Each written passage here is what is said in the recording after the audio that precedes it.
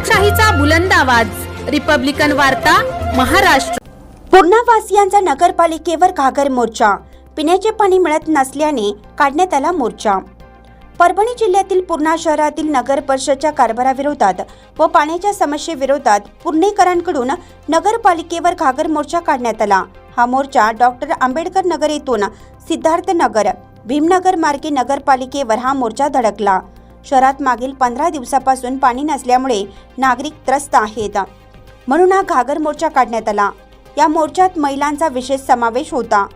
आंदोलनकर्त्यांनी पूर्णावासियांना ताबडतोब पाणी उपलब्ध करून द्या, दरवर्षीच्या पाणी टंचाईची समस्या कायमस्वरूपी दूर होईल, त्यावर उपाययोजना करा, झिरपणारा बंधारा पाडून नव्याने मजबूत बंधारा बांधा, उपलब्ध असलेल्या पाण्याचे नीट नियोजन करा।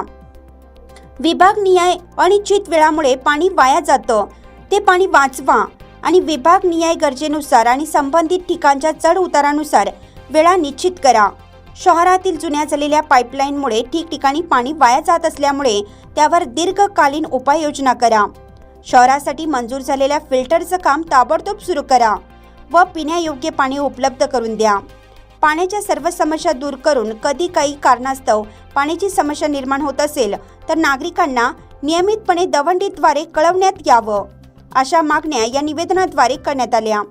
या निवेदनावर नसीर शेख, प्रबुद्ध काळे, सुबोध खंदारे, अजय खंदारे, अमोल पट्टेकर, वैभव जाधव, भूषण भुजबळ, दुर्गेश वाघमारे, तुषार इंगोले, अभिजित बलखंडे, शुभम गायकवाड, अनिल नरवाडे, विशाल खंदारे, सुकेशणी भुजबळ, उल्पलवर्णा खंदारे, छाया कांबळे, जोंधळेबाई, भारतबाई, वाघमारेबाई, गजबारेबाई आदींसह युवक, महिला आणि नागरिकांच्या स्वाक्षऱ्या आहेत।